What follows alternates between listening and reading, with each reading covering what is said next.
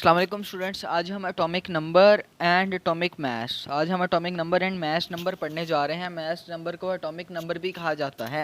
ये एक important topic है जिसमें बहुत ज़्यादा कॉन्सेप्ट है, तो आपने परेशान नहीं होना, मैं आपको इजी करके समझाऊंगा। सबसे पहले ये जो आपको इतना बड़ा अजीब सा स्ट्रक्चर नज़र आ रहा है, ये एक एटम है। ये क्या है? ये एक एटम है। एटम क्या चीज़ होती है, क्यों होती है और कहाँ पर होती है, ये चीज़ अभी हमने नहीं समझनी। ये चीज़ हम सेकंड चैप्टर में जाकर पढ़ेंगे डिटेल में। अभी आपने सिर्फ देखना है कि एटम होता है और इसके अंदर क्या क्या होता है। अभी आपने सिर्फ ये समझना है, आपने परेशान नहीं होना कि हमें एटम की चीज़ तो बता ही नहीं रहा कि एटम क्या होता है। एटम के दरमियान में न्यूक्लियस होता है। ये जहाँ पर मैं रेड सर्कल बना रहा हूँ, एटम के दरमियान में यहाँ पर एक न्यूक्लियस होता है। और न्यूक्लियस के अंदर आपने ये बात ज़रूर याद रखनी है, न्यूक्लियस के अंदर दो चीज़ें होती हैं। न्यूक्लियस के अंदर क्या कितनी चीज़ें होती हैं? दो चीज़ें, प्रोटॉन्स एंड न्यूट्रॉन्स। न्यूक्लियस के अंदर दो चीज़ें होती हैं, प्रोटॉन्स एंड न्यूट्रॉन्स। अब न्यूक्लियस के गिर्द शेल होते हैं। न्यूक्लियस के गिर्द क्या होते हैं? शेल। न्यूक्लियस के गिर्द रास्ते होते हैं, शेल होते हैं। इन रास्तों पर इलेक्ट्रॉन्स घूमते हैं। ये जो सर्कल मैं कर रहा हूँ, ये इलेक्ट्रॉन्स हैं। इन रास्तों पर इलेक्ट्रॉन्स घूमते हैं। इन रास्तों पर इलेक्ट्रॉन्स घूमते हैं। ये ईफ और ये भी इलेक्ट्रॉन्स ही हैं। तो इन रास्तों पर इलेक्ट्रॉन्स जो हैं वो घूमते हैं, सर्कुलर मोशन करते हैं, ऐसे ऐसे और ऐसे। तो ये एक पाथवेज होते हैं। अब हमने ये चीज़ अभी समझनी नहीं है कि शेल कैसे होता है, क्यों होता है, मतलब अभी हमने इसको पूरा डिटेल में नहीं समझना। अभी आपने देखना है कि एटम के अंदर न्यूक्लियस होता है और न्यूक्लियस के अंदर प्रोटॉन्स और न्यूट्रॉन्स होते हैं और शेल के अंदर इलेक्ट्रॉन्स होते हैं। एक और बात आपको बताता चलूँ कि जो इलेक्ट्रॉन्स हैं, इलेक्ट्रॉन्स के ऊपर नेगेटिव चार्ज होता है। इलेक्ट्रॉन्स के ऊपर कौन सा चार्ज होता है? नेगेटिव। जबकि प्रोटॉन्स के ऊपर है पॉजिटिव चार्ज। प्रोटॉन्स के ऊपर है पॉजिटिव चार्ज। ये याद रखना बहुत आसान है। ई फॉर इलेक्ट्रिसिटी और ई फॉर इलेक्ट्रॉन, और इलेक्ट्रॉन पर होगा negative charge. P for proton और पी फॉर ही पॉजिटिव। तो पॉजिटिव चार्ज किस पर होगा? प्रोटॉन पे, क्योंकि ये पी से बनता है। एन फॉर न्यूट्रल, और न्यूट्रल चार्ज न्यूट्रॉन पर होता है। यानी न्यूट्रॉन पर कोई चार्ज नहीं होता, इलेक्ट्रॉन पर नेगेटिव चार्ज होता है, जबकि प्रोटॉन पर पॉजिटिव चार्ज होता है। न्यूक्लियस के अंदर दो चीज़ें होती हैं, प्रोटॉन और न्यूट्रॉन। और न्यूक्लियस के इर्द गिर्द जो शेल होते हैं उसके अंदर इलेक्ट्रॉन्स होते हैं। हमने एटम का स्ट्रक्चर जो है वो अब अच्छे तरीके से समझ लिया है। अगर किसी को समझ नहीं आई तो वो वीडियो एक दफ़ा फिर से देख सकता है, रिवाइंड कर सकता है, उसको फिर क्लियर हो जाएगा। अब हमने पढ़ना है एटॉमिक नंबर। सबसे पहले हमने पढ़ना है एटॉमिक नंबर। एटॉमिक नंबर पढ़ने से पहले मैं आपको बता दूं कि एटॉमिक नंबर को हम जी से रिप्रेजेंट करेंगे। जेड। एटॉमिक नंबर को हम जी से रिप्रेजेंट करेंगे, हमेशा हमेशा जी से रिप्रेजेंट करेंगे। अच्छा बच्चों, एटॉमिक नंबर होता क्या है असल में? एटॉमिक नंबर होता है number of protons present in the nucleus. Number of protons present in the nucleus. याद करें, मैंने आपको बताया था अभी अभी कि एटम के अंदर, ये देखिए, एटम के अंदर न्यूक्लियस होता है और न्यूक्लियस के अंदर क्या होते हैं? प्रोटॉन्स और न्यूट्रॉन्स।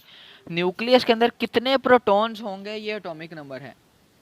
न्यूक्लियस के अंदर कितने प्रोटॉन्स होंगे, ये क्या है? ये एटॉमिक नंबर है। न्यूक्लियस के अंदर प्रोटॉन्स का नंबर एटॉमिक नंबर कहलाता है। एक एटम के न्यूक्लियस के अंदर जितने भी प्रोटॉन्स होंगे, 6 प्रोटॉन्स हैं तो उसका एटॉमिक नंबर 6 हो जाएगा। 7 प्रोटॉन्स हैं उसका एटॉमिक नंबर 7 हो जाएगा। 8 प्रोटॉन्स हैं उसका एटॉमिक नंबर 8 हो जाएगा। यानी जितने प्रोटॉन्स हैं उतना उसका एटॉमिक नंबर होगा। कि एटॉमिक नंबर जो है वो नंबर ऑफ प्रोटॉन्स हैं न्यूक्लियस के अंदर जो प्रेजेंट होते हैं।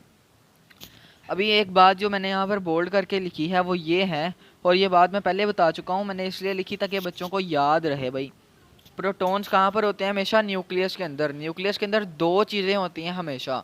न्यूक्लियस के अंदर हमेशा दो चीज़ें होती हैं, प्रोटॉन्स और न्यूट्रॉन्स। देख सकते हैं आप यहाँ पर न्यूक्लियस के अंदर कितनी चीज़ें होती हैं, प्रोटॉन्स एंड न्यूट्रॉन्स। तो न्यूक्लियस के अंदर जितने प्रोटॉन होंगे वो उसका एटॉमिक नंबर होगा। न्यूक्लियस के अंदर जितने प्रोटॉन्स होंगे वो उसका क्या होगा? Atomic number. ये जो लिखा है ये 2 नहीं है, ये जी है। मेरी राइटिंग कुछ इस तरह की है तो इसमें आपने कंफ्यूज नहीं होना।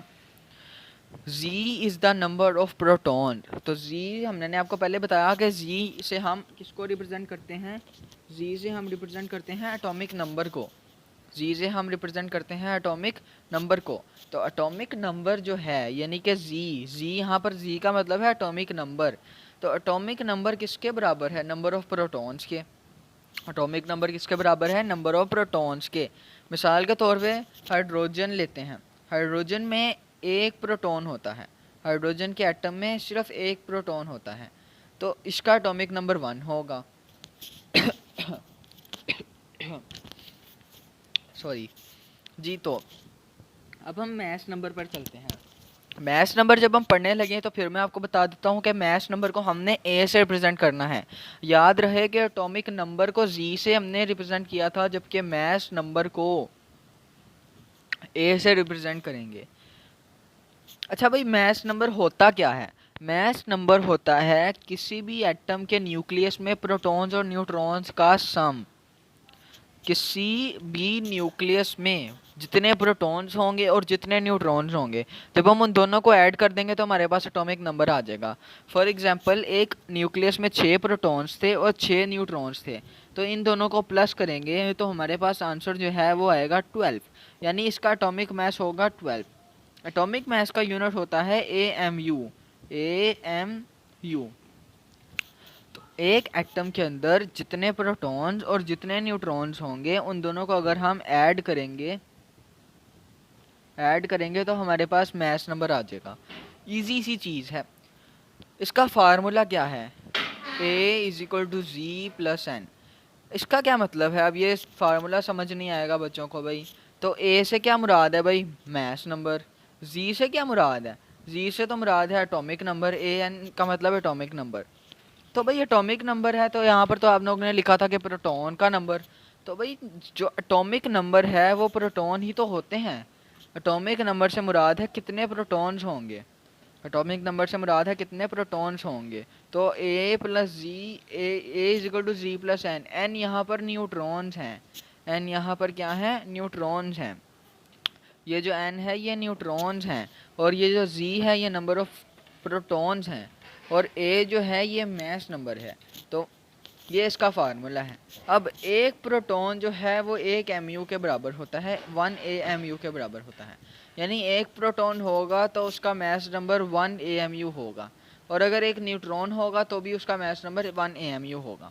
मिसाल के तौर पे हाइड्रोजन में एक प्रोटॉन है जबकि कोई भी न्यूट्रॉन नहीं है। तो ये देखें, Z यानी कि प्रोटॉन जो है वो 1 है, वो हमने यहाँ पर पुट कर दिया। जबकि जो न्यूट्रॉन है ये देखें, ये वाला न्यूट्रॉन कितने हैं? कोई न्यूट्रॉन नहीं है इसमें, तो 0 लिख दिया। तो हमारे पास एटॉमिक मास नंबर कितना आएगा? 1। बात की समझ आ गई? होप सो आपको बात की समझ आ गई होगी आज के लेक्चर में। अच्छा, तो आज हमने अभी एटॉमिक नंबर पढ़ा, और अब हम एटॉमिक नंबर के आगे एग्जांपल्स कुछ करेंगे ताकि हमें एटॉमिक नंबर का जो कंसेप्ट है अच्छे तरीके से वाज़ह हो जाए। मैंने बताया कि एटॉमिक नंबर को हम जी से रिप्रेजेंट करते हैं, और जी से मुराद किसी भी एटम में जो प्रोटॉन्स हैं वो हैं। एक एटम में जितने भी प्रोटॉन्स होंगे उन्हें हम कहेंगे कि उसका एटॉमिक नंबर है। अब देखें, हाइड्रोजन के एटम में एक प्रोटॉन है तो Z=1 होगा, यानी कि एक प्रोटॉन है तो एटॉमिक नंबर भी 1 होगा। कार्बन के अंदर 6 प्रोटॉन है तो इसका एटॉमिक नंबर भी 6 होगा। ऑक्सीजन के अंदर 8 प्रोटॉन्स हैं तो इसका एटॉमिक नंबर भी 8 ही होगा।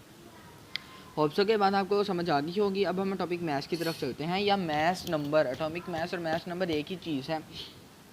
सबसे पहले हम हाइड्रोजन को देखते हैं। हाइड्रोजन के अंदर एक प्रोटॉन और कोई न्यूट्रॉन नहीं होता। हाइड्रोजन के अंदर सिर्फ एक प्रोटॉन होता है, कोई न्यूट्रॉन नहीं होता, न्यूट्रॉन्स एब्सेंट होते हैं। फार्मूला है ये, ए का मुराद है एटॉमिक मास 1+0। 1+0 फार्मूले से देखें, G+N। जी से मुराद है प्रोटॉन्स, और प्रोटॉन्स कितने हैं? 1। एन से मुराद है न्यूट्रॉन्स, और न्यूट्रॉन्स है ही नहीं, तो ये 1 AMU बनता है। इसी तरह अब हम कार्बन की तरफ जाते हैं, तो कार्बन में 6 प्रोटॉन्स और 6 न्यूट्रॉन्स हैं। दोनों को ऐड करेंगे तो 12 AMU बन जाएगा। सिर्फ इतनी सी एग्जांपल्स थी। अब आपके इसी पेज के नीचे एक एग्जांपल दी गई है, उसका नाम है एग्जांपल 1.1। इसमें उन्होंने आपको दिया है डाटा। A=238 और Z=92।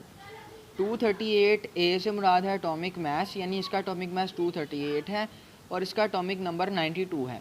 और आपने फाइंड करना क्या है, आपने फाइंड करना है कि इसके अंदर कितने प्रोटॉन्स हैं और कितने न्यूट्रॉन्स हैं।